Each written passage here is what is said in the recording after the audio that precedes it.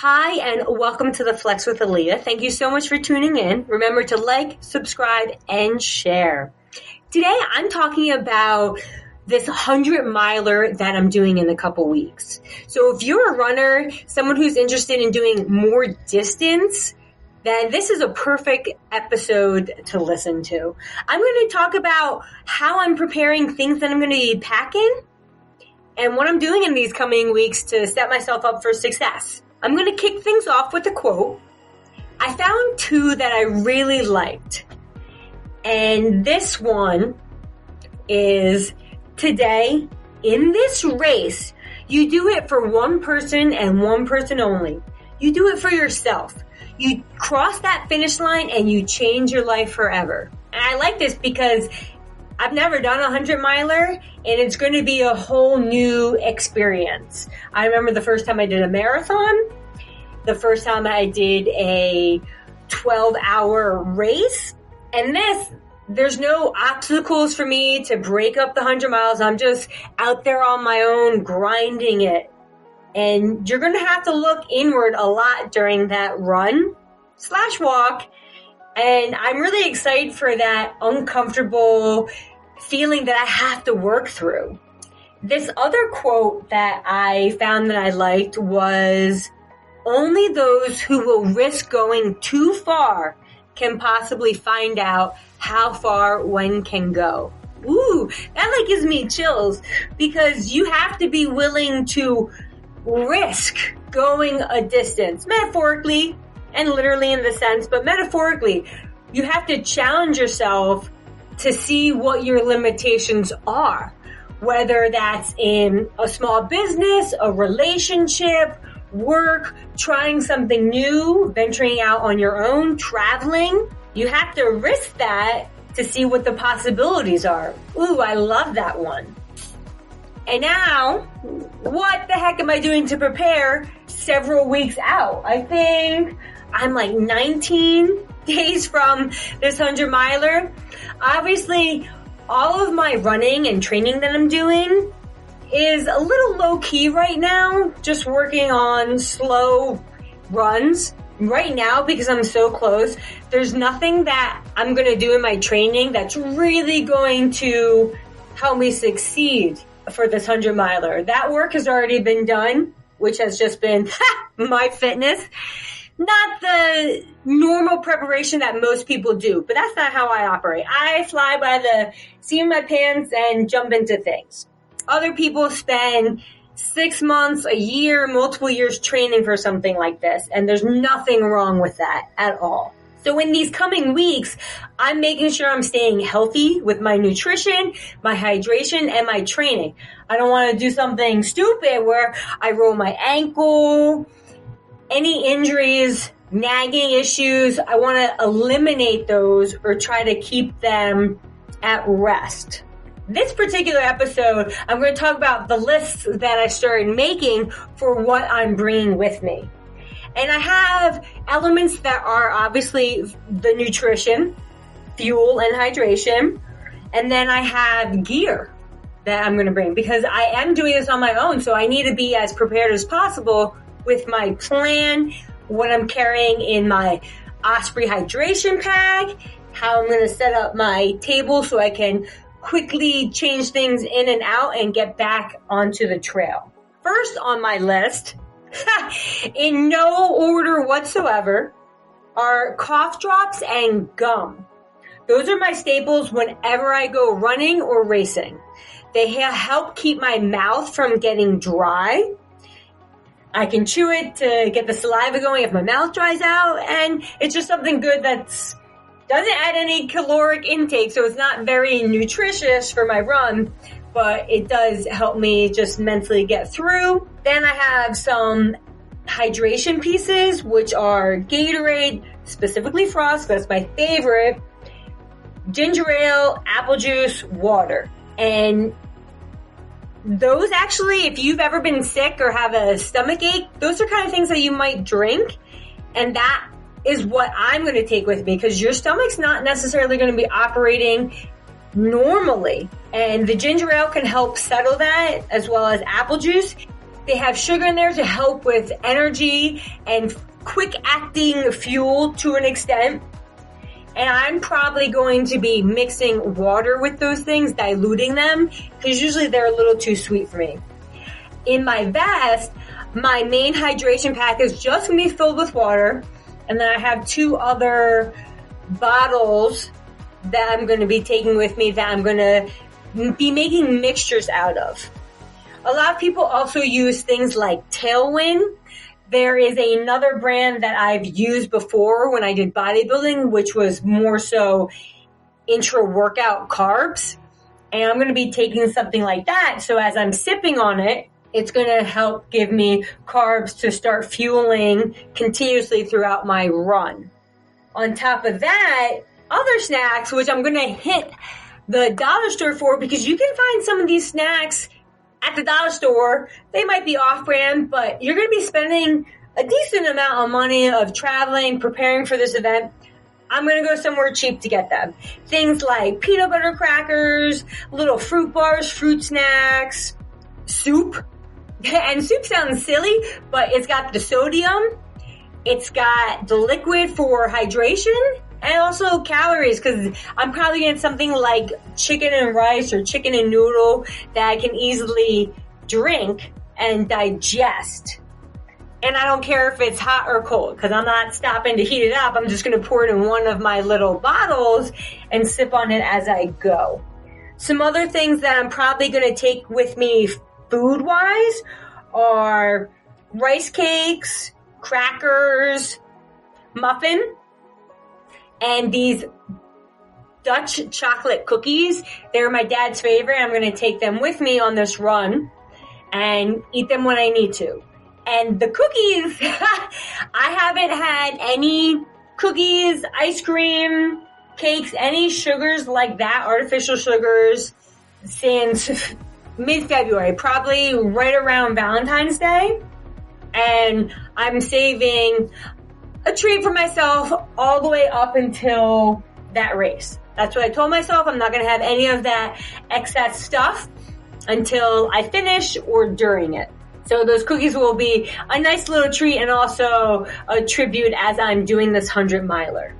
Outside of food, because there's probably some other things that I'm going to be bringing, I'm probably bringing a cooler, one, so I could just throw it all into it and it'd be easy to get from my car to wherever I'm going to set up this little pit station. I'm bringing a table so I can lay out my stuff. It will help me quickly grab and go as I need to. I'm not bringing a tent, one, because I just don't feel like dealing with it. It would be very beneficial, especially if it was raining. So I'm hoping that it's not raining and the weather's decent, where the not having a tent or coverage won't impact me that much. Then I need all my chargers. I may or may not carry my phone with me. I'm not really sure. So I'll have my phone charger, 2 headlamps. I have these 4 chest lights because I want to make sure the batteries aren't dying. So I'm changing them out and always going to have one in my pocket. I'm going to have a headlamp and a chest lamp. I'm going to use one or the other or both if I need to, because I don't want to be out on this 20-mile loop and my lights die. I want to make sure I have my backups so that when I go into pit, I'm going to change them out, charge them, put the fresh ones on so I'm never left in the dark. That's going to be really, really important. And I have to remember to charge all my chargers. And I have, I think, 3 that I'm going to be bringing with me. Some other gear are my raincoat. It's very light. The water drips right off of it. I love that coat. And it would be easy to stuff into my hydration pack if it gets too hot and I want to take it off. Waterproof socks. Just on the off chance that it rains, I'm going to bring them.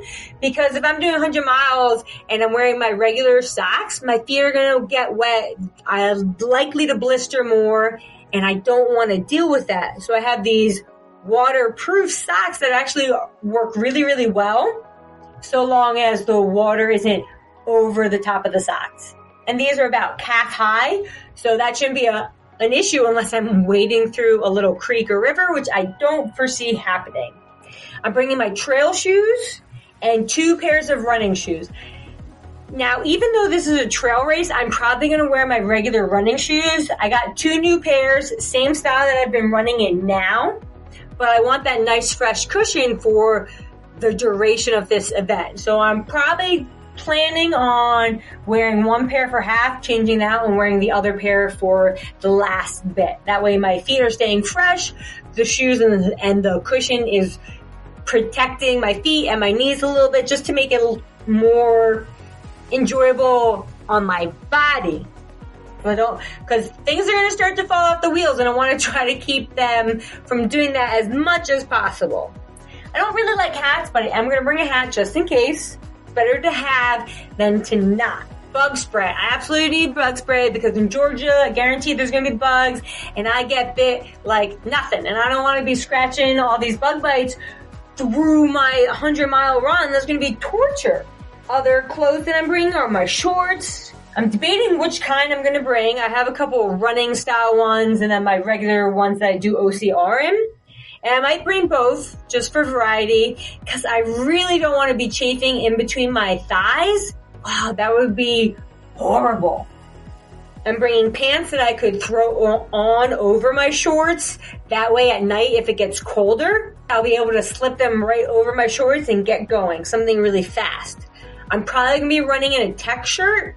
I don't want to run in a tank top because the vest could chafe my arm or the tank top rub on my arm. I'm going to wear tech, protect my arms, going for the long haul, and even if it's a little warm, I should be fine in a t-shirt. Long sleeve, just in case, better to have. Could be a tech, could be cotton, something lightweight and breathable that I could throw into my bag if I needed. Socks. I already talked about my waterproof socks, but I'm going to bring plenty of other socks on the off chance that they get wet or just want something fresh to keep my feet nice and comfortable as I'm going through this. Lots of Glide. I'm probably going to be putting it under my arm, not in my armpit, but right where my bicep kind of would swish against my torso as I'm walking. And of course my inner thighs. So I need that Glide so everything can be nice and smooth. I'm also going to bring Vaseline and chapstick for my lips, my nose, because usually when I run, sometimes my nose gets a little runny and it will be so raw if I keep wiping it. Deodorant, because who wants to be smelly on this 100-mile run? I don't, and I can guarantee there's going to be some body odor from individuals, but it will not be from me.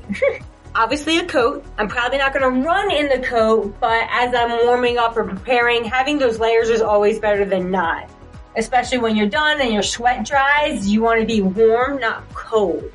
That goes without saying. I'm bringing a sweatshirt, sweatpants, nice and comfy clothes, because afterwards I'm probably not going to do anything.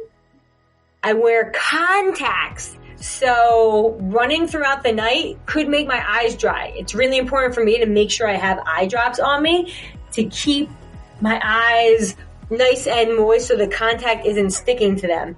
Because I'm moving, it will be easy to stay awake, but if you've ever had contacts and worn them longer than you should, your eye can get irritated.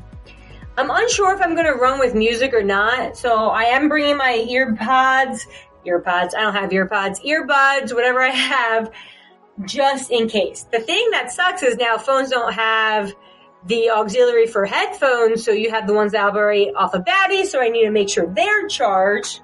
If only I could find my iPod Shuffle that I've done my marathons with, this would be perfect. And I just have to figure out how to charge it because all the chargers are different. Ha! And that's only if I have music, which I may or may not. I'm going to try to just so I can utilize it if I want to. Like I said, better to have than not have. Bringing a foam roller, lacrosse ball, not because I'm necessarily going to be doing that during the race, but I have to drive down there and I want to be a little limber, so it's good for before and after. I'm going to be bringing KT tape just in case something happens with my ankle. I might even put it on before as a precaution, but I'm going to have it with me. I'm going to bring some bands just to help mobilize for my warm-up, even the night before, like the little mini bands so I can do some hip abduction stuff and some quad activation. And of course, I'm bringing tissue/toilet paper because who knows when nature's going to call and you want to be ready to go and you do not want to be without something to wipe yourself, whether you're on number 1 or number 2.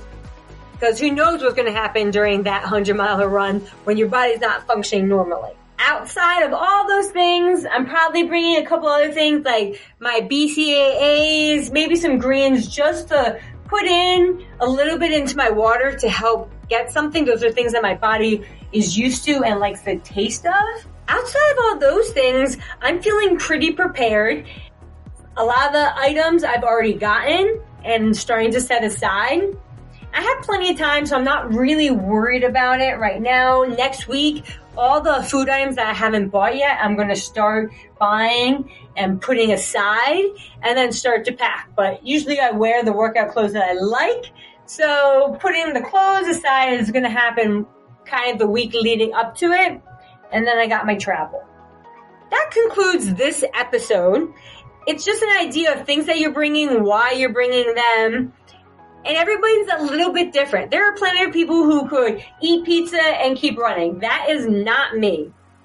My stomach is used to smaller things, almost as if it was upset, and I can nibble on them. I am bringing some honey stingers, those little honey cakes.